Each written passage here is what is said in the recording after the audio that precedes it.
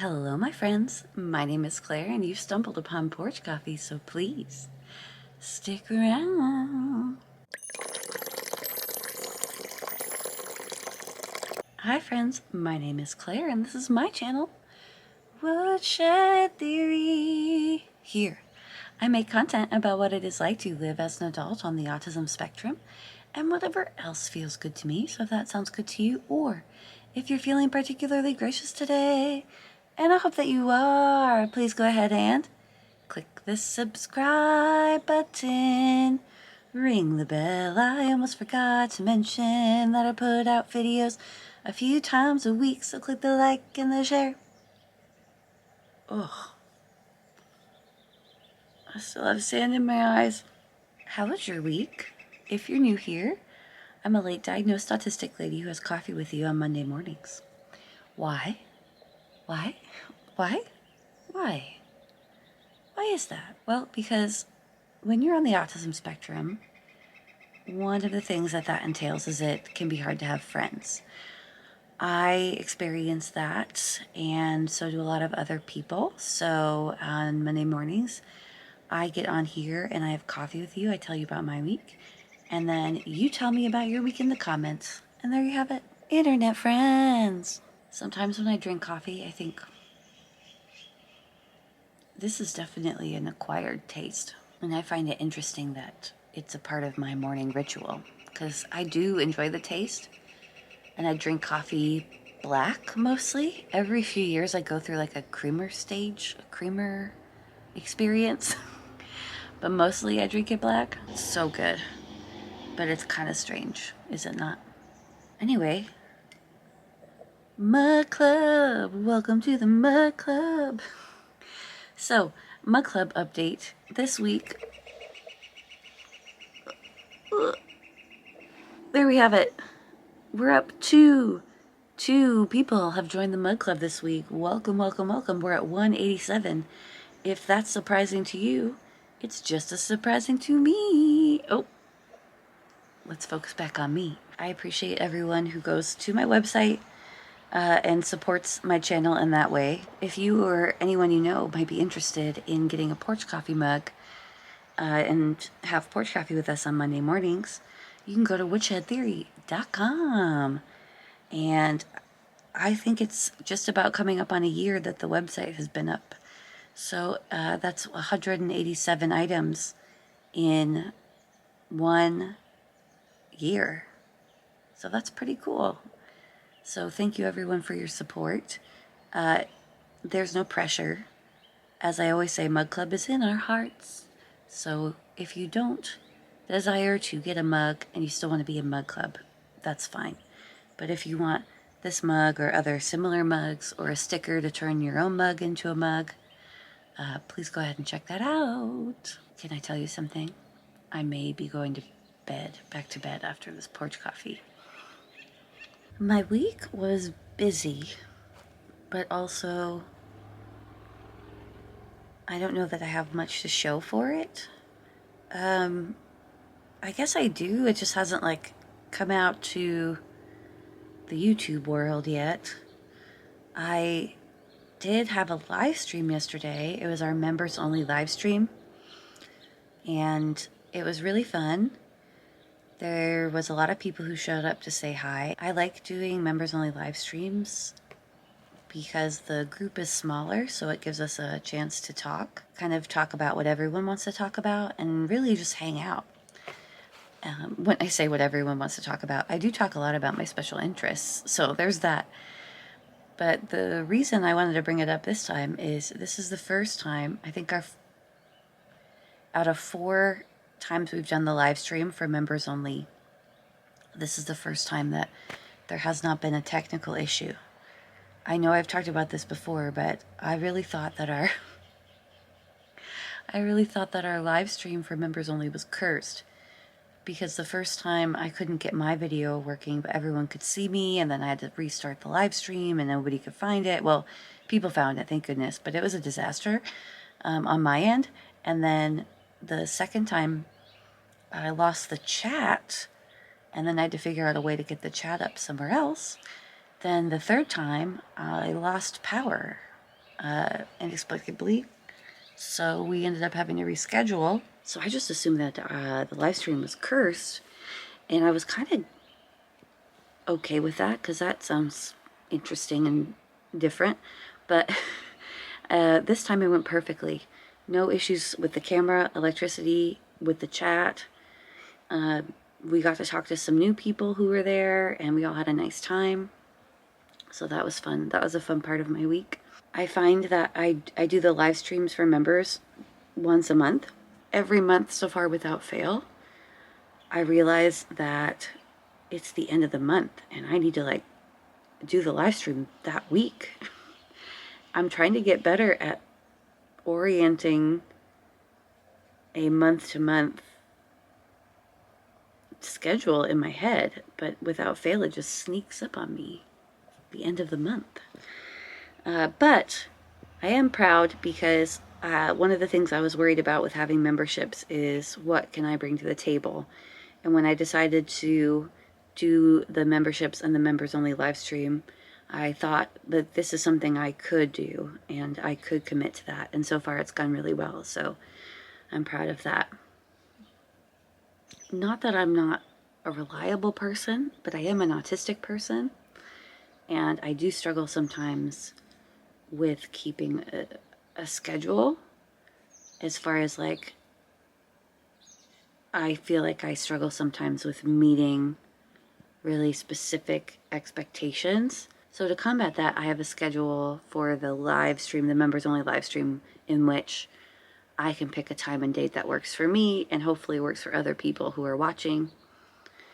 I try to pick different times every month anyway, because that means different people can show up, because we have people watching from all over the world, which is amazing and blows my mind every time. We had somebody watching from China, we had somebody watching from Netherlands, the UK. It's just amazing. I think that that's just so mind-blowing to me. Another thing I've been dealing with this week, well, I've been working on a video. I have the rough draft done. I made a dress. I put a short out under my shorts of me doing the before and after of the fabric to the dress, of a smocked dress. So that should be coming out maybe today. Go ahead and check for it. Maybe it came out over the weekend before this came out. A really interesting experiment that I did. I got this fabric that comes already stretchy at the top, and I made a dress from it. There were claims from the company, or claims from Joanne on the sign, that it was just one seam up the back, and I wanted to see if it worked out, and I'm really impressed with how it came out. So that was pretty exciting. That was definitely some work. Another thing that I am working on is some items for my next summer drop on my Etsy shop. If you are new here, you might not know that I do have an Etsy where I sell homemade items, knit on my machine or crocheted by me. I have been making some things for summer, like bags and hats, handkerchief head scarves, things like that. So I'd love for you to check that out in the coming weeks. I will be posting on my community tab about that. It's been a few months since I put anything on the shop, but there is still a lot to look at there. It's just a lot of hats that you might wear in the winter. I wear them all year long for sensory reasons, but there's still a lot available if you're interested. My struggle the past few months is what to put out during the summer, because I'm used to putting out winter stuff. So yeah, that's where that is at. I designed and started making crochet bags for that drop, and I got through 3.5 of them before my hands started cramping. So I've just been taking a few days off to kind of fix that problem. I only have the 2 hands, and one of them definitely, most likely, whatever this feeling is probably arthritis. I'm getting old, people, so I'm trying my best. My goal this summer, as far as like videos, I have so many arts videos I want to put out, like crochet, sewing, makeover, outfit makeovers, and I do want to put out autism videos. It's just that my special interests are kind of swaying towards the arts right now. I'm not against putting out the autism videos. I just need to re-interest myself in them if I can. I do enjoy talking about autism, and I know people enjoy watching the videos that I put out about autism. They're a big part of my channel. What do you guys want to see? What should I be talking about? I know there's a million topics I could talk about, and sometimes that makes me feel a little stuck. I do want to make some like personal life experience videos. Yeah, so that's something that's been on my mind. As I mentioned last week when I was talking about feeling better from being sick, I just feel energized, and there's a lot going on in my mind right now, so I'm trying to figure out what would be most beneficial for me and the channel. This week is the 4th of July, and I have to say I'm kind of shocked by that because it doesn't seem like that far into the summer, but I guess it is. What do you guys do for the 4th of July? Do you like go to a barbecue? Go see fireworks? Is that too much for you? That is not usually too much for me, as long as the gathering that I'm at is small enough, is okay. Even if it's a bigger gathering, as long as I know ahead of time what I'm doing and I can mentally prepare myself and I can take breaks while I'm there, I'm pretty okay. If I know who I'm going to be spending time with, I'm fine. But if it is something where I'm going to spend time with a lot of people that I don't know, in a place where I've never been, with no opportunity to take breaks, that's when my social battery starts really running down. And I start maybe having some sensory issues. So, social anxiety, that kind of thing. So, as long as I can sidestep that, maybe that would be a good thing to talk about. That's how I maintain my composure if I do have to go out for a holiday or some, like, especially 4th of July, because I feel like 4th of July is kind of a holiday where you don't necessarily have to spend it with family. It's more of a friend's holiday. At least it has been for me in the past. How do you feel about that? But my suggestion would be make plans early if you're going to make plans. Don't feel pressured to make plans if you don't want to. If you know that you're going to have to be somewhere and you're worried about your sensory needs, you can bring a dish that you like, that you know you'll be able to eat. Make sure you bring some sort of ear protection, especially if there's going to be fireworks, or plan to go home before that. As I was saying, you can also know who's going to be there ahead of time, know that there's a safe place for you to take breaks if you need. All of those things can really help in a situation like that. So those are kind of my holiday tips. What are your holiday tips? And I guess my biggest tip, I think I don't want to gloss over, is if you don't want to go to something like that, if you don't want to make plans, don't do it. You don't owe anyone anything. It's totally fair to say no for yourself, maybe even for your family. You don't have to host anything. You don't have to have people over. You don't have to go anywhere. If you want to just stay home and have a quiet night, not have to hear fireworks, go to bed on your normal schedule, eat your normal food, do that and feel good about it. My biggest thing is planning ahead, and I just need some time to really mentally prepare myself for things. But not necessarily because I'm overwhelmed by my friends. I just need time to set my mind straight. And I often forget how much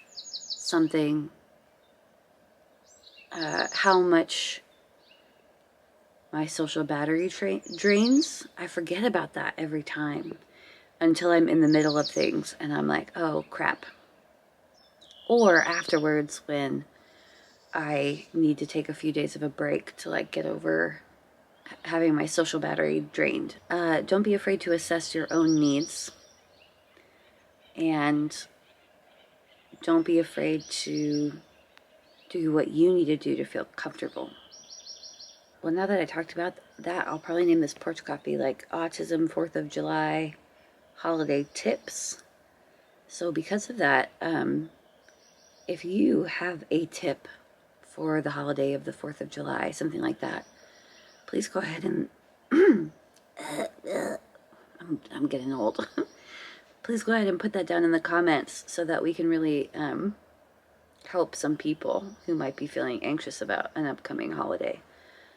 Summer holidays can be overwhelming, especially with fireworks, heat, different food and smells, spending time with different people. So definitely, sorry that I keep switching my hands. My hands are falling asleep. Yeah, leave a comment down below with your tip. That would really help some people, I think. Oh yeah, there's like parades on the 4th of July. I've gone to see 4th of July parades. Those can be really overwhelming. So yeah, being prepared and not forcing yourself to do things that are not for you. Those are the things that you should really consider. I find that autistic people in general, including myself, maybe not you. I'm always so afraid. I know that there's going to be somebody in the comments, which, you know, you're all welcome here, but somebody in the comments will be like, that's not what my life is like. Okay. That's cool too. You do you. But yeah, a lot of autistic people, they feel pressured, especially late diagnosed people. They didn't know that they were autistic for a long time. They pushed themselves to do things that they were uncomfortable with, to the point where it was unhealthy for them. And I'm here to say, you don't have to do anything. There are no expectations. It's just a barbecue. And if you make plans ahead of time with your friends, maybe they can help make it more sensory friendly for you.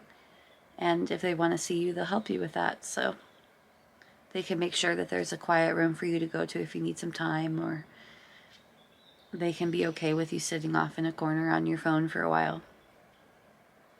So that's the kind of people you want in your life anyway, right? Supportive, friendly, helpful people who care about you. Well, everyone, I think that's everything I wanted to talk about today. I've been talking for a while.